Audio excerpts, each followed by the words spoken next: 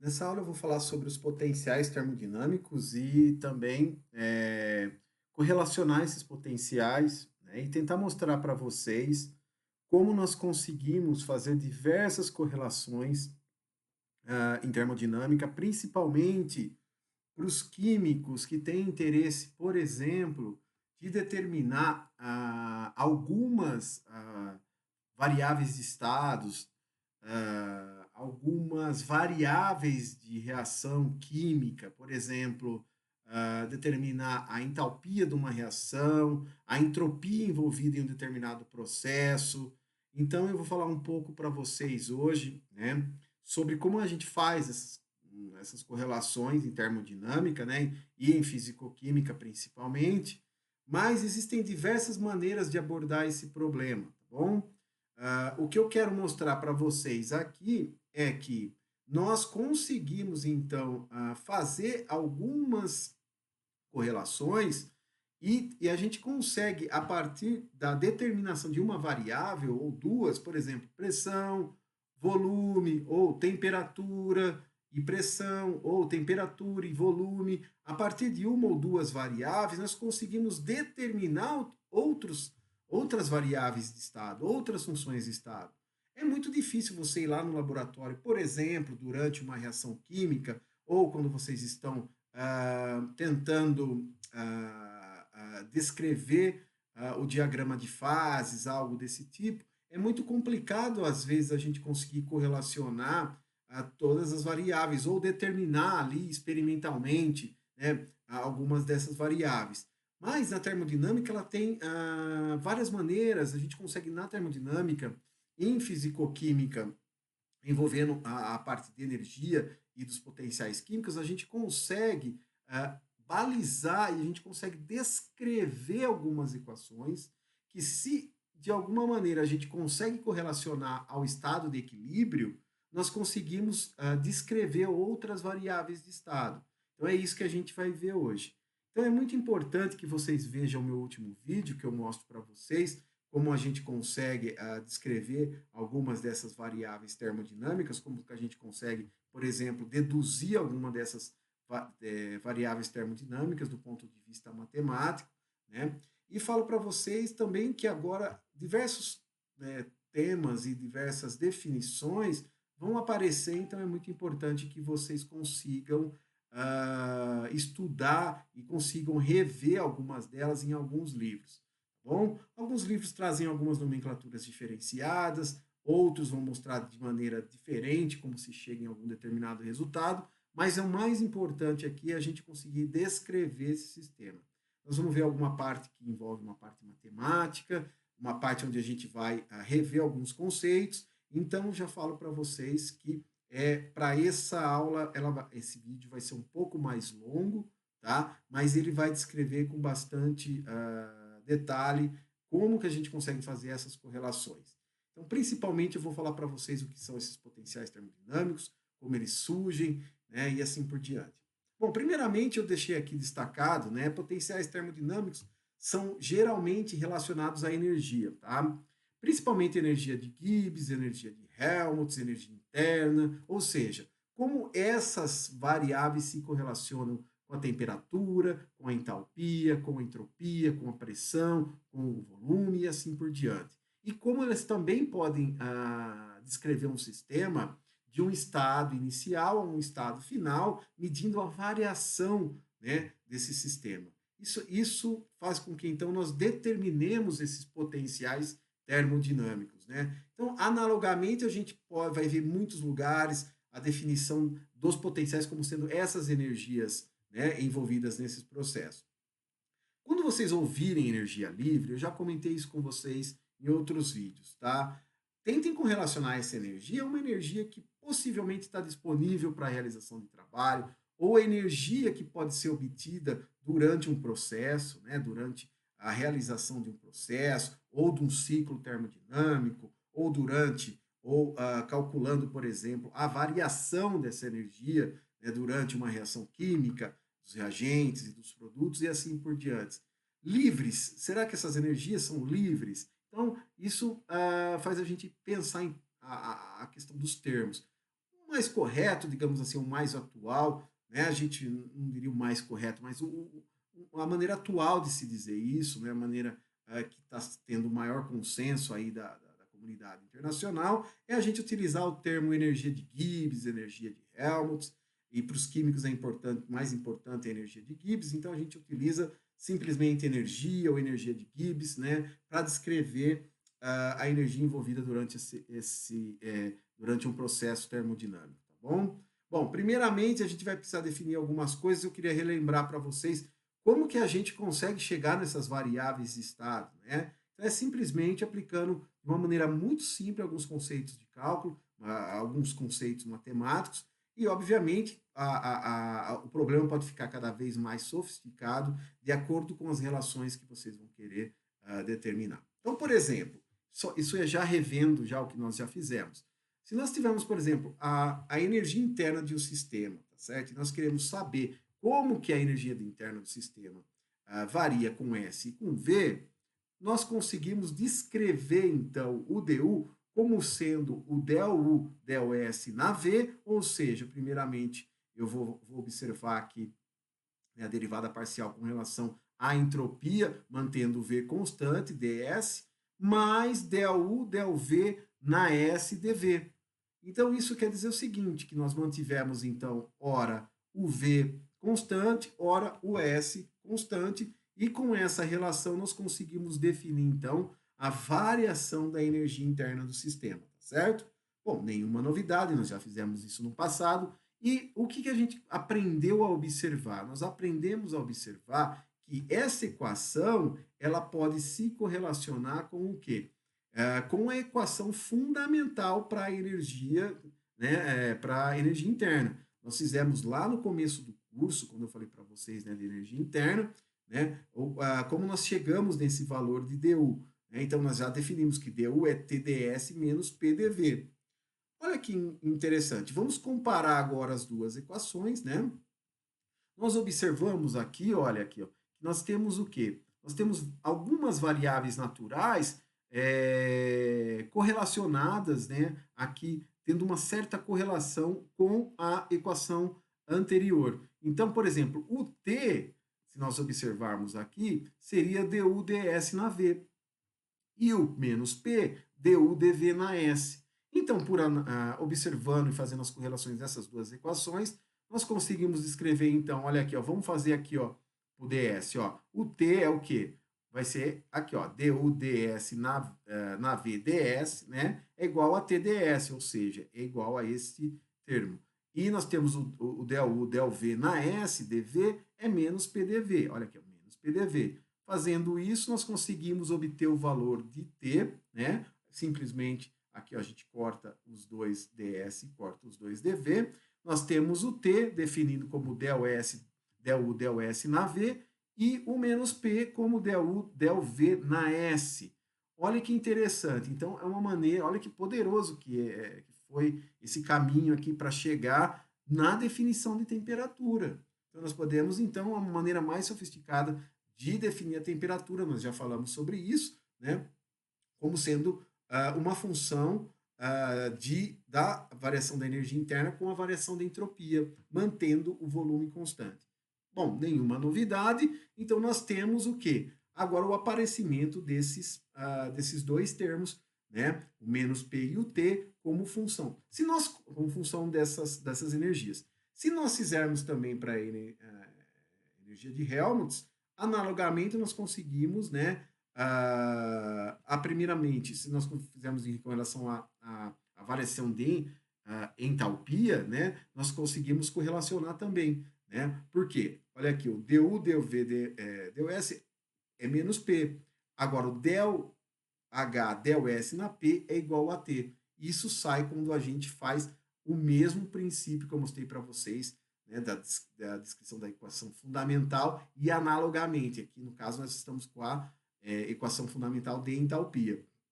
E se nós fizermos também com a energia de Helmholtz, nós vamos ter a mesma coisa. Nesse caso, o del A, del T na V vai ser menos S e del A, del V na T é menos P. Sugestão para vocês fazerem esses dois aqui, né, mais descritivo, fazendo a partir das definições como eu mostrei.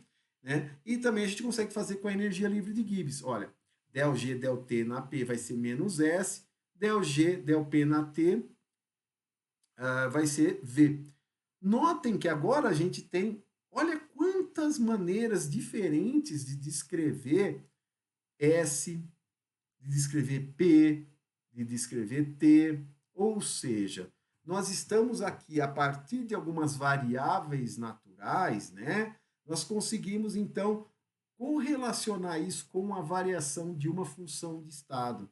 Isso aqui nos dá uma flexibilidade e uma amplitude de aplicação dessas equações para a gente conseguir, por exemplo, a partir de alguns dados obtidos em laboratórios, né, nos laboratórios, a partir dos experimentos que nós fazemos no laboratório, por exemplo, nós conseguimos correlacionar com as variáveis naturais, tá certo?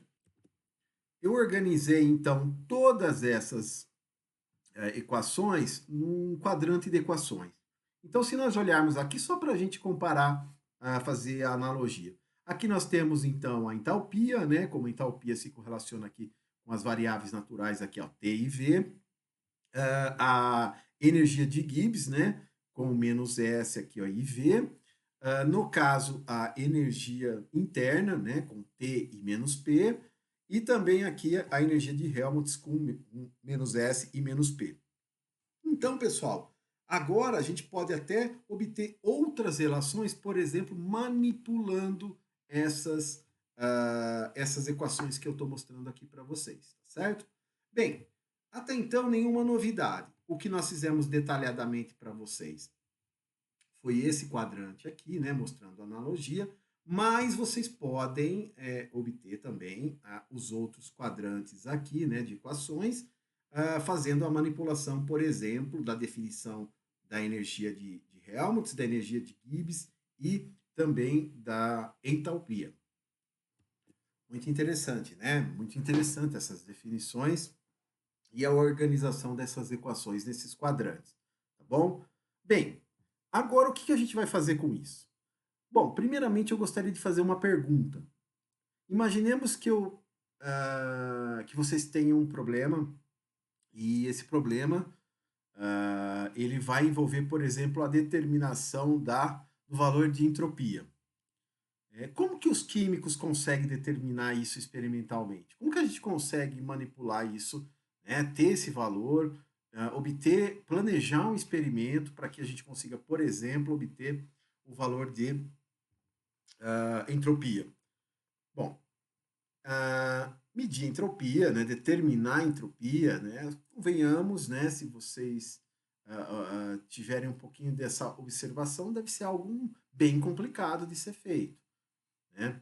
Então, o que é mais corriqueiro? A gente tentar, por exemplo, substituir o valor da entropia por temperatura, por exemplo, que é algo que a gente consiga determinar no laboratório. Temperatura é uma coisa que é simples a gente determinar no laboratório. Ou, se você está interessado, por exemplo, né, em determinar um valor mais específico, né, de variação de entropia, por exemplo, né, como que a gente pode fazer isso sem ter que utilizar diretamente dessa medida, né? Porque é muito difícil a gente pensar, poxa, como que eu posso medir a entropia do meu sistema utilizando equipamentos comuns, né, no laboratório?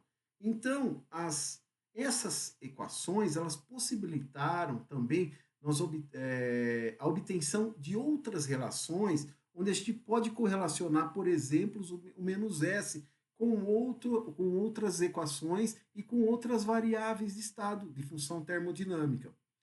Para isso, é muito interessante a gente observar que nós teremos que abrir mão de alguns conceitos importantes e tentar agrupar esses conceitos para chegar em algumas equações fundamentais que a gente chama de equações de Maxwell ou relações de Maxwell, como vocês queiram, né? Só que para chegar nesses valores, para chegar nessas equações, né, é preciso que a gente entenda mais ou menos como que comportam, como essas equações se comportam e como a gente consegue manipulá-las ao longo, né, aí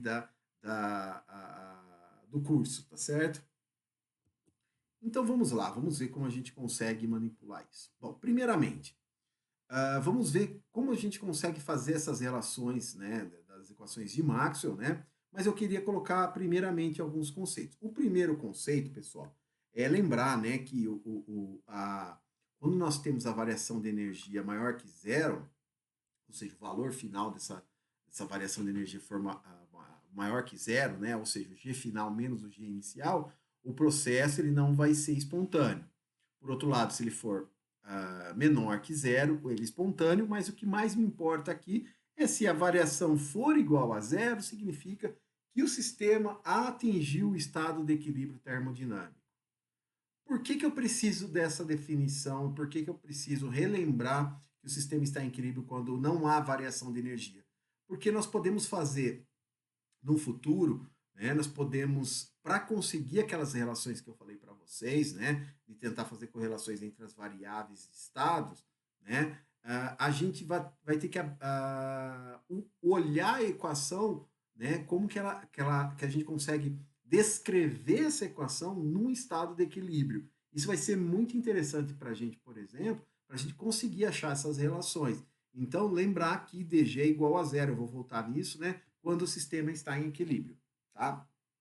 Outra coisa que a gente precisa relembrar é as relações fundamentais da termodinâmica, né? Por exemplo, eu mostrei a última que eu consegui, por definição, se vocês olharem lá da última aula, eu mostro para vocês como a gente chega nas relações fundamentais. Uma delas é o du é igual a TdS menos PDV, o DH é TdS mais VDP, o DA é menos PDV menos SDT e o DG é VDP menos SDT. Então, essas relações são importantes porque a partir delas, né, nós vamos conseguir, então, achar aquela correlação.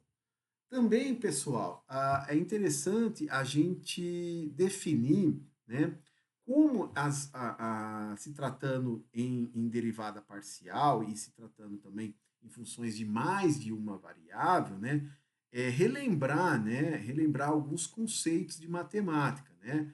Por exemplo, se a gente olhar aqui, olha, nós podemos escrever dessa maneira aqui. Se nós tivermos del m, del y na x, a gente pode escrever del n, del x na y. Isso daqui, pessoal, é uma relação de reciprocidade, né? Ou seja, vocês vão encontrar ali fazendo uma revisão de matemática, né? Como reciprocidade de Euler ou Euler, né? Como o pessoal costuma chamar. Então, essa relação é importante para eu mostrar para vocês agora mais para frente, que nós podemos o que? Manipular as variáveis, tá certo? Eu vou explicar com mais calma isso. Então, vocês têm que ter em mente esta definição, a definição de equilíbrio, as equações fundamentais da termodinâmica, a reciprocidade, que é muito importante, e também relembrar os quadrantes depois, aqueles quadrantes que eu mostrei para vocês da equação. Bom, vamos dar uma olhada aqui. Vamos começar então pela variação de energia interna. Vou falar aqui para vocês que du é igual a TdS menos PDV. Até então, nenhuma novidade.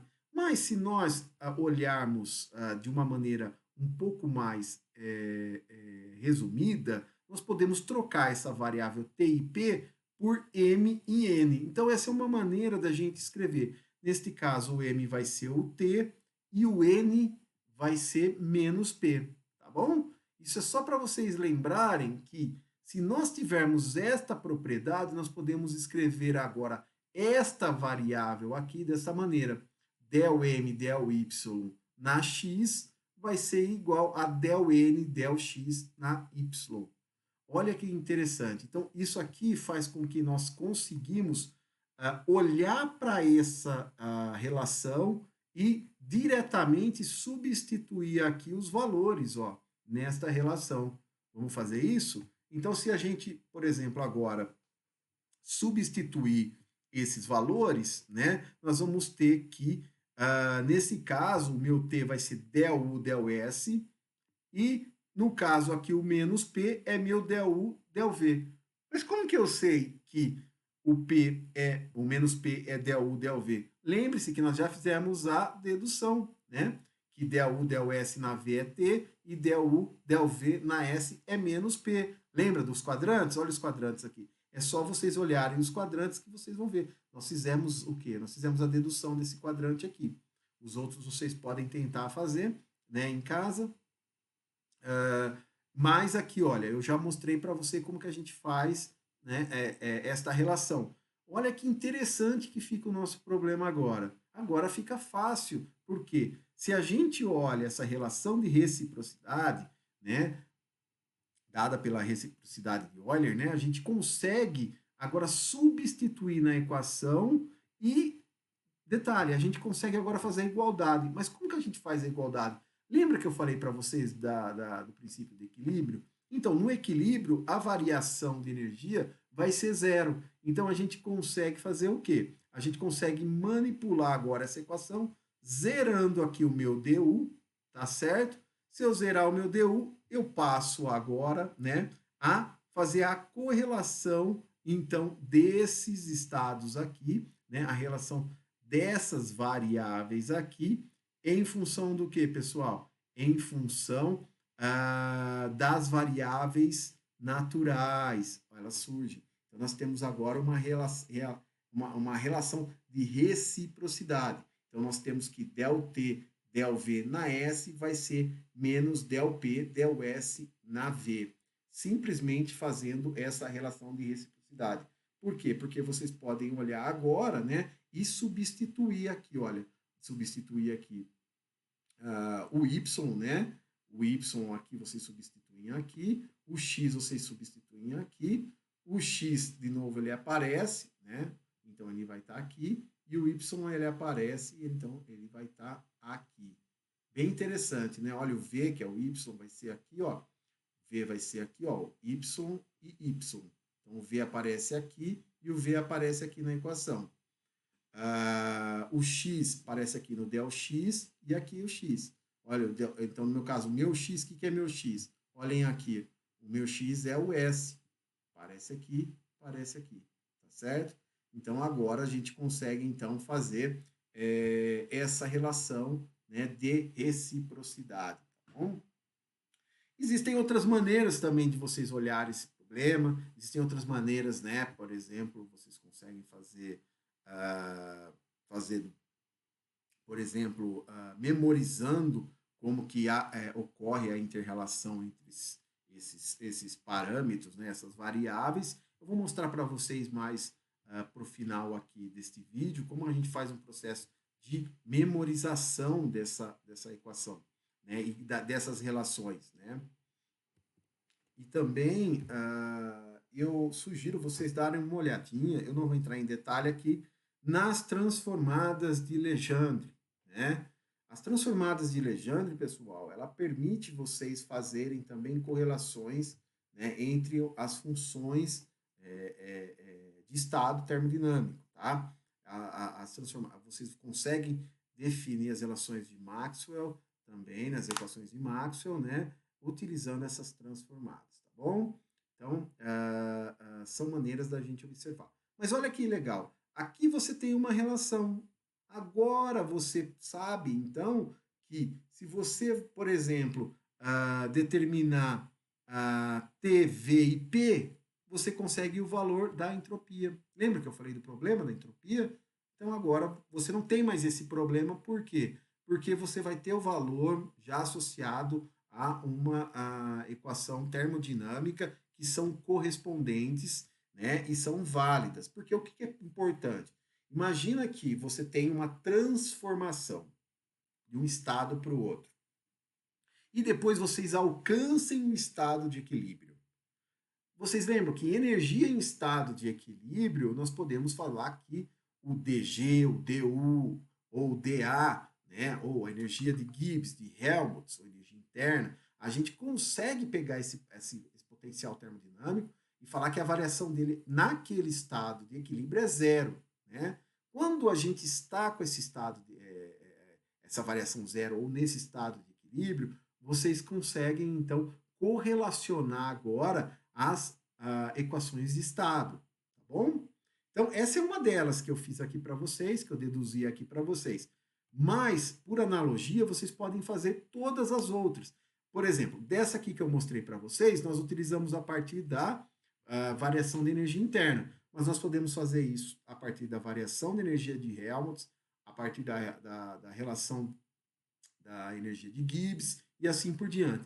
Quando nós fazemos todas essas variáveis, com todos esses potenciais, né, outras funções, outras relações vão aparecer. Existem inúmeras relações, né, das equações de Maxwell. Então, nós temos várias relações. Então, por exemplo, algumas delas eu descrevi aqui para vocês. Olha aqui, ó.